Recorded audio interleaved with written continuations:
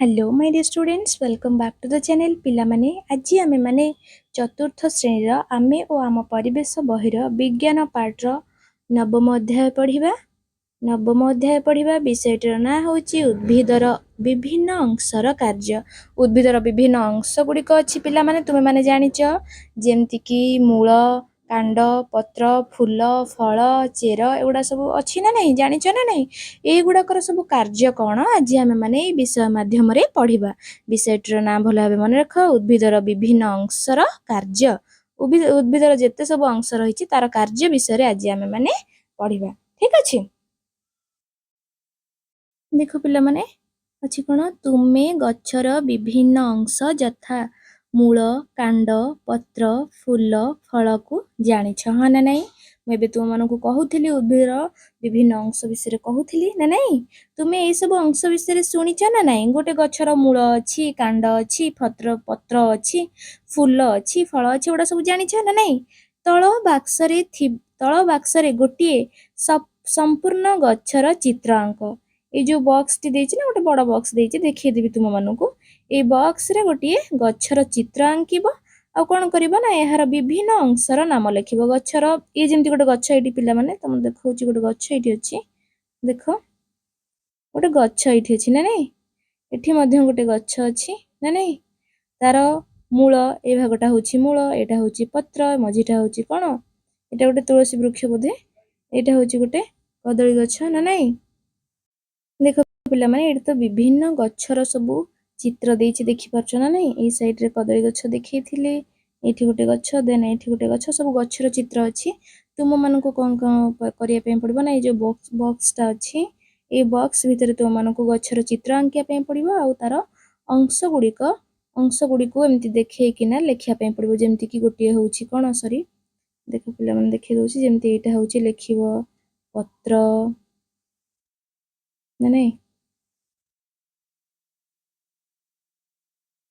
है पत्र सेमती कोटा लिखिबो गोटे लिखिबो कोन धर लिखिबो मूल ना नहीं एई टाइप रो सब तुम मानको लेखिया पे पड़िबो गच्छर चित्र आंकी देबो देन तापरे उडा सब देखै देबो बुझियला देन देखिबा तापरे कोन देछि सेटा कोई बॉक्स भीतर करिवो ठीक अछि देन देखिबा कोन देछि ना वर्तमान आमे उद्भिदर एही अंश गुड़िकर कार्य कोन जानिबा ना नहीं मूलर कार्य कोन प्रथमे होछि मूल एटी देखुछ चित्र दुईटा अछि प्रथम चित्र और द्वितीय चित्र ना नहीं देखि पारुछ एटी कोन देला क्वेश्चन गोटे देछि प्रथम चित्र रे पिलाटी गच्छटी को उपाड़ी देबाकू चेष्टा करूछि किंतु गच्छर मूल उपुड़ी जाऊ नाही काहींकी काहींकी उपुड़ी जाऊ नाही आर चेर गुड़िक शक्त भाव एठी अछि ना नहीं ए गच्छटा उपुड़ी जाऊ नाही बुझिलो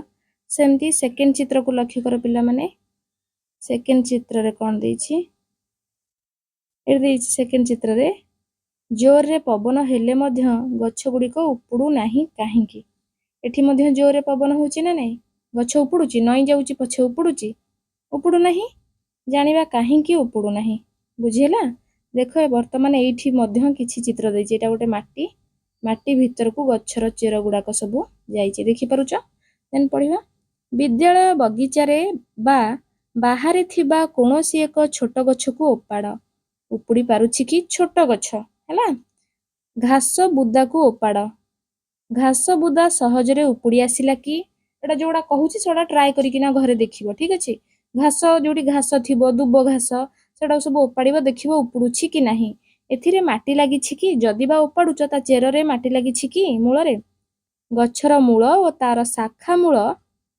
माटी भीतर को जाई थांती माटी को दृढ़ भाबरे जाबुड़ी धरि थांती तेणु गच्छ सहज रे उपुड़ी जाए नाही गच्छ काहींके उपुड़े नाही गच्छ भीतर को देख गच्छर जो चेरटा भीतर को जाईछि माटी भीतर को तार सब छोट छोट सब शाखा चेर बाहरिछि ना नहीं देख ये केम सब एटा आसिला मेन चेर एथिरे गोटे शाखा चेर बाहरिछि आडू गोटे बाहरिछि से जो शाखा चेर माटी भीतर जाईके माटीटा को पूरा जाबुड़ी की जोर से धरि थांती सेथिपई गच्छ गुड़िक जोर से उपुड़ी जाए माने सहज रे उपुड़ी जाए नाही साधारण भाबरे पवन बहिले बा वर्षा पानी रे गच्छ सहज रे उपुड़ी जाए नाही हैला बुझी पारलो बे चेरर कार्य कोन ଚେରଟା ମାଟି ଭିତରକୁ ଯାଇକି ମାଟିକୁ ଶକ୍ତ ଭାବେ ଜାବୁଡ଼ି ଧରିଥାଏ, ଯାହା ଫଳରେ ଗଛଟିକୁ ଉପୁଡ଼ି ଯିବାକୁ ଦିଏ ନାହିଁ।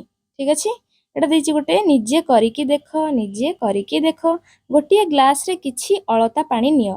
ଗୋଟିଏ ଗ୍ଲାସରେ, କାଚ ଗ୍ଲାସରେ କିଛି ଅଳତା ମିଶା ପାଣି ନେବ, ଯୋଉଟାକି ରେଡ୍ କଲର ଦେଖାଯିବ। ଚେର ନ ଛିଣ୍ଡାଇ ଗୋଟିଏ ଧଳା ଖଡ଼ା ଗଛ ବା ହରଗୌରା ଗଛ ଉପାଡ଼ି ଆଣ। ଖଡ଼ା ଗଛ ନହେଲେ ହରଗୌରା ଗଛ ଉପାଡ଼ି ଆଣିବ। ତାପରେ କ'ଣ କରିବ ନା ଚେରକୁ ପରିଷ୍କାର ଭାବରେ ଧୋଇଦବ। ଯୋଉ ଗଛଟା ଉପାଡ଼ି ଆଣିବ ସେଥିରେ ମାଟି ଲାଗିଥିବ ନା, ସେ ଚେରକୁ କ'ଣ କରିବ ନା ପରିଷ୍କାର ଭାବରେ ଧୋଇ ନେବ। ଚେରକୁ ପରିଷ୍କାର ଭାବେ ଧୋଇ ନେବ। ଗଛର ଚେରକୁ ଗ୍ଲାସର ପାଣିରେ ବୁଡ଼ାଇ ରଖ। ଏ ଯେମିତି ଦେଖୁଛ ବୁଡ଼ା ହେଇକି ରହିଛି ଅଳତା ମିଶା ପାଣିରେ, ଗଛର ଚେରକୁ ବୁଡ଼ା ହେଇକି ରଖା ହେଇଛି ନା ନାଇଁ, ସେମିତି ଚେରଟାକୁ ଗ୍ଲାସ ପାଣି ଭିତରେ, ଯୋଉ ଅଳତା ମିଶା ଗ୍ଲାସ ପାଣିରେ ବୁଡ଼େଇକି ରଖିବ। କିଛି ସମୟ ପରେ ଗଛକୁ ଭଲ ଭାବେ ଲକ୍ଷ୍ୟ କର। କିଛି ସମୟ ଗଲା ପରେ ଗଛକୁ ଭଲ ଭାବେ ଲକ୍ଷ୍ୟ କରିବ। ଗ୍ଲାସ ଭିତରେ ଥିବା ଗଛଟିର କେତେକ ଅଂଶ ଲାଲ ରଙ୍ଗ ହୋଇଯାଇଛି କି? ଯଦି ହୋଇଛି କାହିଁକି ହୋଇଛି ସେଟା ପରୀକ୍ଷା କରି ଲେଖିବ, ଦେନ୍ ଲେଖିବ କାହିଁକି ହେଇଛି। ଠିକ୍ ଅଛି। ପରୀକ୍ଷା କରି ଦେଖିନେବ ଚେରଟା ଲାଲ ରଙ୍ଗର ହୋଇଛି କି ନାହିଁ ଦେଖିନେବ। ଗଛ ମୂଳରେ ପାଣି ଦେଲେ ମାଟିରେ ଥିବା ଖଣିଜ ଲବଣ ପାଣିରେ ମିଶିଯାଏ। ଠିକ୍ ଅଛି। ଦେଖ, ମାଟିରେ ଥିବା ଖଣିଜ ଲବଣ ପାଣିରେ ମିଶିଯାଏ। ଖଣିଜ ଲବଣ ମିଶା ପାଣିକୁ ଗଛର ମୂଳ ମାଟିରୁ ଶୋଷଣ କରି କାଣ୍ଡ ବାଟ ଦେଇ ଗଛର ବିଭିନ୍ନ ଅଂଶକୁ ପଠାଏ। ଏଟା ଭୁଲରେ ପ୍ରିଣ୍ଟିଂ ହେଇଯାଇଛି ପିଲାମାନେ, ଏଟା ଗଛର ହେଇଥାନ୍ତା ହେଲା, ଏଟା ଗତର ଦେଇଦେଇଛି, ଗଛର ହବ ସେଇଟା। ଏଠି କ'ଣ ତୁମେ ମାନେ ବୁଝିଲ ନା ଗଛ ମୂଳରେ ପାଣି ଦେଲେ, ଆମେ ଯେତେବେଳେ ଗଛ ମୂଳରେ ପାଣି ଦେଇଥାନ୍ତି ମାଟିରେ ଥିବା ଖଣିଜ ଲବଣ ପାଣିରେ ମିଶିଯାଏ। ଖଣିଜ ଲବଣ ମିଶା ପାଣିକୁ ଗଛର ମୂଳ ମାଟିରୁ ଶୋଷଣ କରି କାଣ୍ଡ ବାଟ ଦେଇ ଗଛର ବିଭିନ୍ନ ଅଂଶକୁ ପଠେଇଥାଏ। ଏଠି ଦେଖିପାରୁଛ ଆମେ ଯେତେବେଳେ ପାଣି ଦଉଛେ, ପିଲାଟି ପାଣି ଢାଳୁଛି, ଦେଖିପାରୁଛ ନା ନାଇଁ, ପିଲାଟି ପାଣି ଢାଳୁଛି, ସେ ମୂଳ ଗୁଡାକ ଯୋଉ ପାଣି ଗୁଡାକ ସବୁ କୁଆଡେ ଯାଉଛି, ମାଟି ଭିତରକୁ ଯାଉଛି, ଭେଦି ଯାଉଛି, ମାଟି ଭିତରକୁ ଯାଇକି ମାଟିରେ ଥିବା ଖଣିଜ ଲବଣ ଜଳ ସହିତ ମିଶି ଯାଉଛି। ତାପରେ ଖଣିଜ ଲବଣ ମିଶା ପାଣିକୁ ଗଛର ମୂଳ କହିଲେ କ'ଣ, ଚେର, ଗଛର ମୂଳ ଗଛର ବିଭିନ୍ନ ଅଂଶକୁ ପଠଉଛି। ଯେମିତି ଦେଖୁଛ, ମୁଁ ଯେମିତି ଦେଖୁଛି ତମମାନଙ୍କୁ, ଦେଖ ଏମିତି ଯୋଉ ପାଣିଟା ଭେଦି ଗଲା ପରେ ମାଟିରେ ସେ ଖଣିଜ ଲବଣ ମିଶା ପାଣି, ସେ ଏଇ ଯୋଉ ଚେର ଗୁଡାକ ଏମିତି ବିଭିନ୍ନ ଅଂଶକୁ ପଠଉଛନ୍ତି, ଗଛର ବିଭିନ୍ନ ଅଂଶକୁ ସେଇ ଯୋଉ ଜଳଟାକୁ ପଠଉଛନ୍ତି। ବୁଝିହେଲା। ଆଉ ଗୋଟେ ଅଛି, ତୁମେ ଜାଣ କି ଯେଉଁ ସ୍ଥାନରେ ଅଧିକ ଗଛ ଥାଏ ସେଠାରେ ମୃତ୍ତିକା କ୍ଷୟ ହୁଏ ନାହିଁ। ଯେଉଁ ସ୍ଥାନରେ ଅଧିକ ଗଛ ଥାଏ ସେଠାରେ ମୃତ୍ତିକା କ୍ଷୟ ହୁଏ ନାହିଁ। ପିଲାମାନେ ତୁମମାନଙ୍କ ମନରେ କ୍ୱେଶ୍ଚିନ୍ ଆସିବ, ମୃତ୍ତିକା କ୍ଷୟ କ'ଣ? ମୃତ୍ତିକା କହିଲେ ମାଟି ନା ନାଇଁ, ମାଟିର କ୍ଷୟ କହିଲେ ମାଟି ନଷ୍ଟ ହେଇଯିବା। ମାଟି କେମିତି ନଷ୍ଟ ହବ, କେମିତି କ୍ଷୟ ହେଇଯିବ? ଯୋଉ ଧୋଇ ହେଇଯାଏ। ଯୋଉ ଜାଗାରେ ତମେ ଦେଖିବ ବର୍ଷା ହଉଥିବ, ଜୋରସେ ବର୍ଷା ହଉଥିବ, ସେ ଜାଗାରେ ଗଛ ନଥିବ, ଗଛ ହଉ, ଯେକୌଣସି ଗଛ ହଉ, ଘାସ ଗଛ ହଉ, ଯେକୌଣସି ଗଛ ହଉ, କୌଣସି ପ୍ରକାର ବି ଗଛ ନଥିବ, ଦେଖିବ ବର୍ଷା ପାଣିରେ ସେ ମାଟି ଗୁଡାକ ଧୋଇ ହେଇଯାଉଥିବ, ସେଇଟାକୁ କୁହାଯାଏ ମୃତ୍ତିକା କ୍ଷୟ। ଏଠି ଦେଇଛି କ'ଣ ନା ଯେଉଁ ସ୍ଥାନରେ ଅଧିକ ଗଛ ଥାଏ ସେଠାରେ ମୃତ୍ତିକା କ୍ଷୟ ହୁଏ ନାହିଁ। କାହିଁକି ହୁଏ ନାହିଁ ନା ଗଛର ଚେର ଗୁଡାକ ମାଟିକୁ ଜାବୁଡ଼ି ଧରିଥାନ୍ତି, ମାଟି ଧୋଇ ହେଇକି ଯିବ କେମିତି?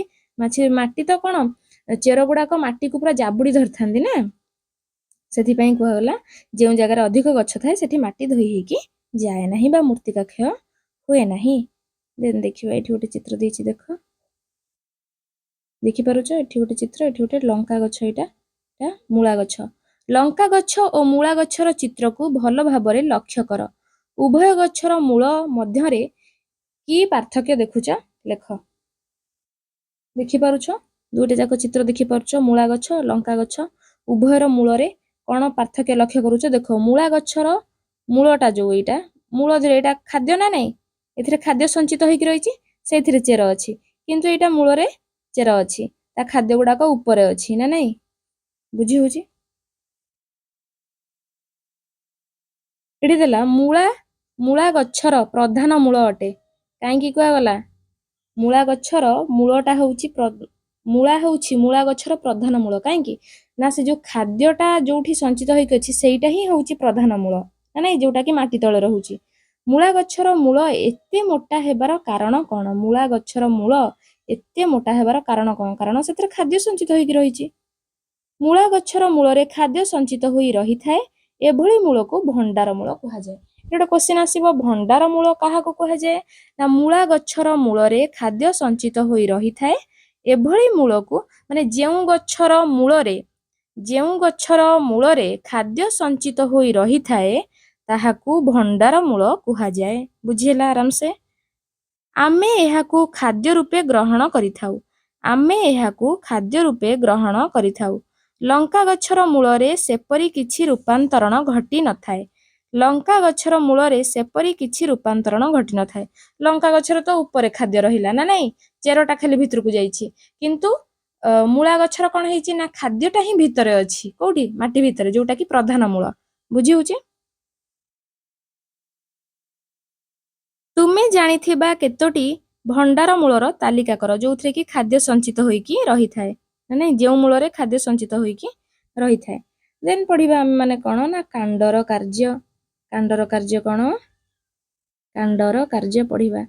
ପୂର୍ବରୁ କରିଥିବା ପରୀକ୍ଷା କଥା ମନେ ପକାଅ। ପୂର୍ବରୁ ଯୋଉ ପରୀକ୍ଷା କରିଛ ସେ କଥା ମନେ ପକାଇବା। କୋଉ ପରୀକ୍ଷା? ନା ଖଡା ଆଉ ହରଗୌରା ଗଛ କଥା। ଖଡା ଆଉ ହରଗୌରା ଗଛର ପତ୍ରକୁ ନାଲି ପାଣି କେଉଁ ବାଟ ଦେଇକି ଗଲା? ମୂଳ ବାଟ ଦେଇକି ଗଲା। ମୂଳ କହିଲେ ଚେର ବାଟ ଦେଇକି ଗଲା ନା ନାଇଁ? ମୂଳ ମାଟିରୁ ଜଳ ଓ ଖଣିଜ ଲବଣ ଶୋଷଣ କରି କାଣ୍ଡକୁ ଯୋଗାଇଲା ନା ନାଇଁ? କାଣ୍ଡ ଦେଇ ଏହା ପତ୍ରକୁ ଗଲା। କାଣ୍ଡ ଦେଇକି ଏହା କୋଉଠି ଗଲା? ଏହା ପତ୍ରକୁ ଗଲା। ବୁଝି ହଉଛି? ମୂଳ ମାଟିରୁ ଜଳ ଖଣିଜ ଲବଣ ଶୋଷଣ କରି କାଣ୍ଡକୁ ଯୋଗାଇଲା। କାଣ୍ଡ ଦେଇ ଏହା ପତ୍ରକୁ ଗଲା। ଗଛ ତାର ସବୁଜ ପତ୍ରରେ ଆଲୋକ ଶ୍ଳେଷଣ ଦ୍ୱାରା ଖାଦ୍ୟ ପ୍ରସ୍ତୁତ କରେ। ମୂଳା ଗଛର ମୂଳରେ ତାର ବଳକା ଖାଦ୍ୟ ସଞ୍ଚିତ ହୋଇ ରହେ। ମୂଳା ଗଛର ମୂଳରେ କଣ ରହେ? ବଳକା ଖାଦ୍ୟ, ଯୋଉ ଖାଦ୍ୟ ବଳିଥାଏ ସେଟା ମୂଳା ଗଛର ମୂଳରେ ସଞ୍ଚିତ ହୋଇକି ରହିଥାଏ। ତେବେ ପତ୍ରରେ ତିଆରି ଖାଦ୍ୟ ମୂଳା ଗଛର ମୂଳକୁ ଗଲା କିପରି? ଠିକ ଅଛି। ତେବେ ପତ୍ରରେ ତିଆରି ଖାଦ୍ୟ ମୂଳା ଗଛର ମୂଳକୁ ଗଲା କିପରି? ଦେନ୍ ଦେଖିବା କିପରି ଗଲା। ପତ୍ରରେ ତିଆରି ଖାଦ୍ୟ ଡେମ୍ଫ ଦେଇ କାଣ୍ଡକୁ ଆସେ। ଆଉ ତମମାନେ ଜାଣିଛ ପିଲାମାନେ, ପତ୍ରକୁ ଗଛର ରୋଷେଇ ଘର ବୋଲି କୁହାଯାଏ। ପତ୍ରରେ ହିଁ ଖାଦ୍ୟ ପ୍ରସ୍ତୁତ କରାଯାଏ ନା ନାଇଁ? ସେଇ ଖାଦ୍ୟଟା ଡେମ୍ଫ ବାଟ ଦେଇକି, ପତ୍ରରେ ଯୋଉ ଡେମ୍ଫ ଥାଏ ସେ ଡେମ୍ଫ ବାଟ ଦେଇକି କାଣ୍ଡକୁ ଆସେ। କାଣ୍ଡ ଦେଇ ଏଇ ଖାଦ୍ୟ ମୂଳକୁ ଯାଏ।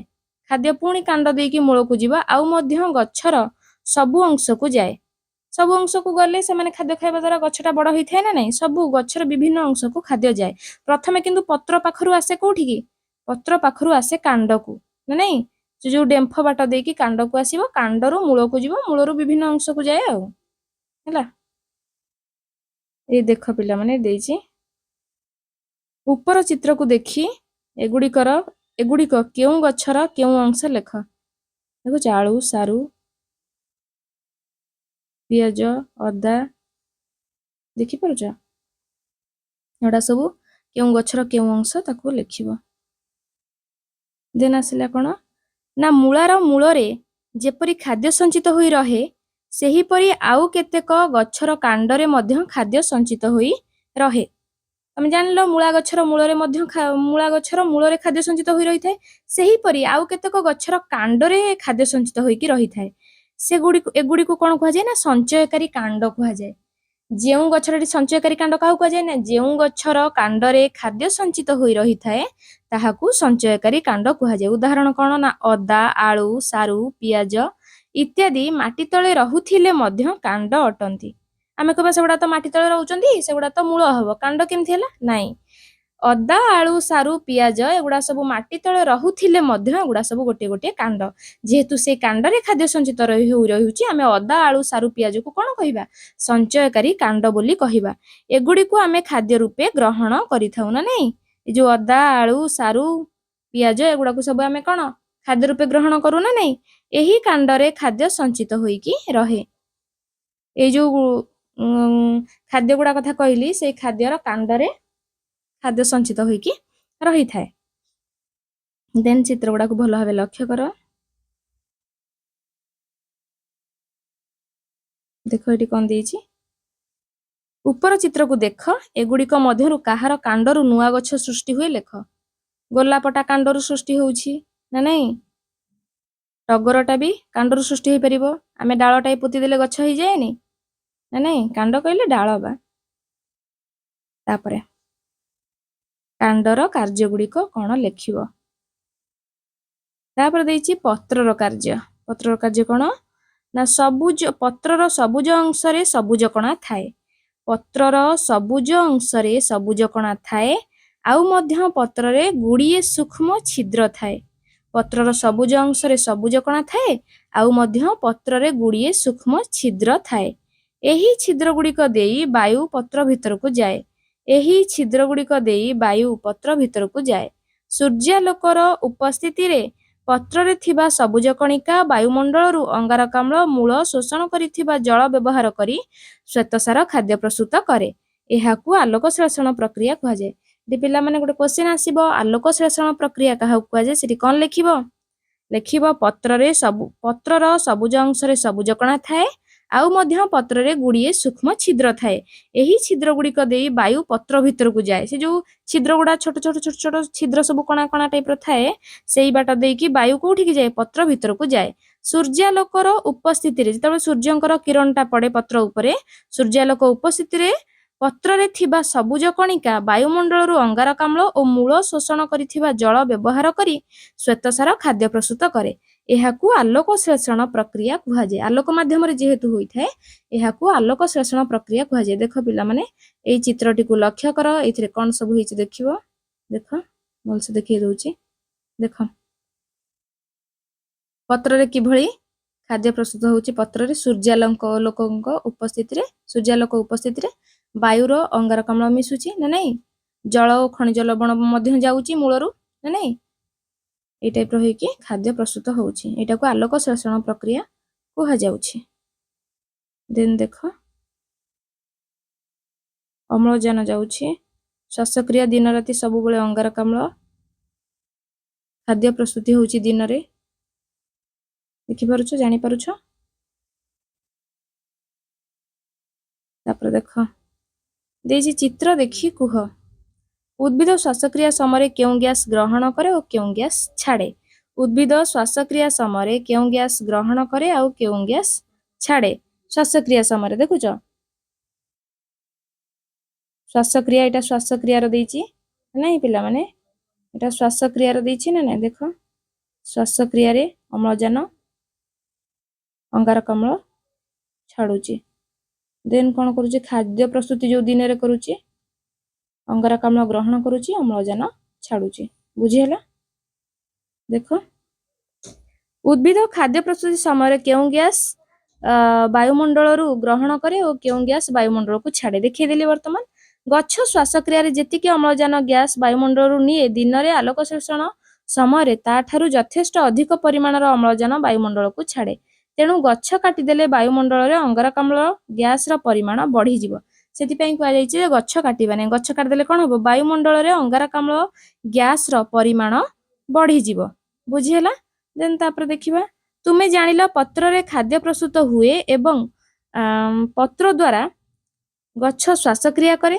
ପତ୍ର ଦ୍ୱାରା ଗଛର କେଉଁ ଅଂଶ ପତ୍ର ଦ୍ୱାରା ଗଛ ଆଉ କେଉଁ କାର୍ଯ୍ୟ କରେ? ଜାଣିବା। ଏଠି ଗୋଟେ ଦେଇଛି, ନିଜେ କରିକି ଦେଖ। ଗୋଟେ ପରୀକ୍ଷଣ ଦେଇଛି। କୁଣ୍ଡରେ ଥିବା ଗୋଟିଏ ଗଛର ଡାଳ ପତ୍ରକୁ ଗୋଟିଏ ଜରି ମୁଣିରେ ବାନ୍ଧି ଦିଅ। ଏଠି ବନ୍ଧା ହେଇଛି, ଦେଖିପାରୁଛ ନା ନାଇଁ। ଗଛର ଗୋଟିଏ ପତ୍ରକୁ କ'ଣ କରିବା ନା ଜରି ମୁଣିରେ ବାନ୍ଧିଦେବା। ଏହାକୁ କିଛି ସମୟ ବାହାରେ ଖରା ପଡୁଥିବା ସ୍ଥାନରେ ରଖିଦେବ, ଯୋଉଠି ଖରା ପଡୁଥିବ। 4-5 ଘଣ୍ଟା ପରେ ମୁଣିଟିକୁ ଫିଟାଇ ଆଣି ମୁଣି ଭିତରେ ହାତ ପୁରାଇ ଦେଖ କ'ଣ ହେଇଛି। ହାତରେ ପାଣି ଲାଗୁଛି କି? ଏହି ପାଣି କେଉଁଠୁ ଆସିଲା? ମୂଳରୁ ତ ପାଣି ନଥିଲା। ଏହି ପାଣି କେଉଁଠୁ ଆସିଲା? ଜରି ଭିତରେ ଯୋଉ ପାଣି ଲାଗିଥିବ, ସେ ପାଣି କେଉଁଠୁ ଆସିଲା? ଦେଖିବା। ଗଛ ତାର ପତ୍ର ଦେଇ ଛାଡୁଥିବା ଜଳୀୟ ବାଷ୍ପ ମୁଣିରେ ସଂଗୃହୀତ ହୋଇଛି। ଏହା ହେଲା ଉଦ୍ଭିଦର ଉଚ୍ଛେଦନ ପ୍ରକ୍ରିୟା। ଉଚ୍ଛେଦନ ପ୍ରକ୍ରିୟା କ'ଣ? ସେଇ ଯୋଉ ମୁଣିରେ ଯୋଉ ଜଳବୁନ୍ଦା ସବୁ ଲାଗିଥିଲା, ସେ ଜଳବୁନ୍ଦା କ'ଣ ନା ଗଛ ତାର ପତ୍ର ଦେଇକି ଯୋଉ ଜଳୀୟ ବାଷ୍ପ ସବୁ ଛାଡିଛି, ଆଉ ତ ବାଟ ନାହିଁ ନା ଯିବା ପାଇଁ, ସେସବୁ ମୁଣିରେ ସଂଗୃହୀତ ହୋଇକି ରହିଯାଇଛି। ଏହା ହେଲା ଉଦ୍ଭିଦର ଉଚ୍ଛେଦନ ପ୍ରକ୍ରିୟା। ଗଛ ପତ୍ର ଦେଇ ବାୟୁମଣ୍ଡଳକୁ ଜଳୀୟ ବାଷ୍ପ ଛାଡେ। ଏହି ଜଳୀୟ ବାଷ୍ପ ବାୟୁମଣ୍ଡଳରେ ଥାଏ। ଏହା ଥଣ୍ଡା ହୋଇ ବର୍ଷା ଆକାରରେ ପଡେ। ଏବେ ବୁଝିପାଇଲ ପିଲାମାନେ ବର୍ଷା କିପରି ହୁଏ? ବର୍ଷା କିପରି ହୁଏ? ନା ଗଛ ପତ୍ର ଦେଇ ବାୟୁମଣ୍ଡଳକୁ ଜଳୀୟ ବାଷ୍ପ ଛାଡ଼େ। ଏହି ଜଳୀୟ ବାଷ୍ପ ବାୟୁମଣ୍ଡଳରେ ଥାଏ। ଏହା ଥଣ୍ଡା ହୋଇଗଲେ ବର୍ଷା ଆକାରରେ ପଡ଼େ। ବୁଝିହେଲା? ସେ ଜଳୀୟ ବାଷ୍ପ ଗୁଡ଼ା ସବୁ ବାୟୁମଣ୍ଡଳରେ ଥାଏ। ଜଳୀୟ ବାଷ୍ପ ଯେତେବେଳେ ଥଣ୍ଡା ହେଇଯାଏ ସେତେବେଳେ ବର୍ଷା ଆକାରରେ ପଡ଼େ। ତୁମମାନେ ଏବେ ବୁଝିପାରୁଥିବ ବର୍ଷା କିପରି ହେଉଛି ନା ନାଇଁ? ଜଙ୍ଗଲ କାଟିଦେଲେ ବର୍ଷା କମିଯିବ କାହିଁକି? କାରଣ ପତ୍ର ପାଇଁ ହିଁ ବର୍ଷା ହଉଛି ନା ନାଇଁ? ଗଛରେ ଥିବା ପତ୍ର ପାଇଁ ହିଁ ବର୍ଷା ହଉଛି। ଯଦି ଆମେ ଜଙ୍ଗଲ କାଟିଦବା ବର୍ଷା ହବ କି? ବର୍ଷା କମିଯିବ ନା ନାଇଁ?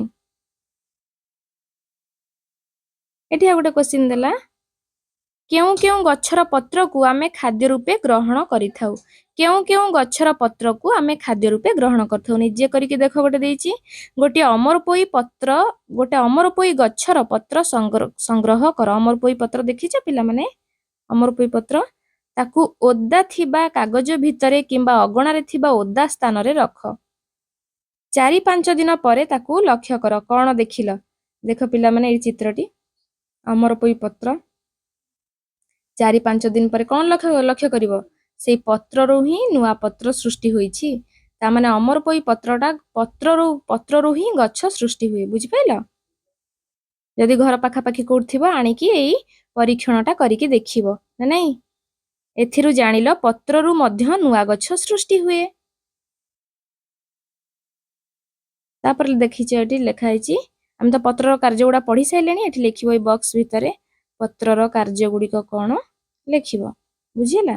ତାପରେ ଆସିଲା ଫୁଲର କାର୍ଯ୍ୟ। ଫୁଲର କାର୍ଯ୍ୟ, କେଉଁ ଗଛର ଫୁଲରେ ଖାଦ୍ୟ ସଞ୍ଚିତ ହୋଇ ରହିଥାଏ? କେଉଁ ଗଛର ଫୁଲରେ? ସାଧାରଣତଃ ଫଳ ଧରିବାରେ କେତେକ ଫୁଲ ସାହାଯ୍ୟ କରେ। ଗଛରେ କଢ଼ ହୁଏ, କଢ଼ରୁ ଫୁଲ ଓ ଫୁଲରୁ ଫଳ ହୁଏ। ଜାଣିଛ ନା ନାଇଁ? କଣ ଜାଣିଛ ତୁମେ ମାନେ? ନା ଫଳ ଧରିବାରେ କେତେକ ଫୁଲ ସାହାଯ୍ୟ କରେ। ଗଛରେ ପ୍ରଥମେ କଢ଼ ହଉଛି, ତାପରେ କଢ଼ରୁ ଫୁଲ ହଉଛି, ପୁଣି ଫୁଲରୁ ଫଳ ହଉଛି। ହଁ ନା ନାଇଁ? ଏଗୁଡ଼ା ସମସ୍ତେ ସାଧାରଣତଃ ଜାଣିଥିବ।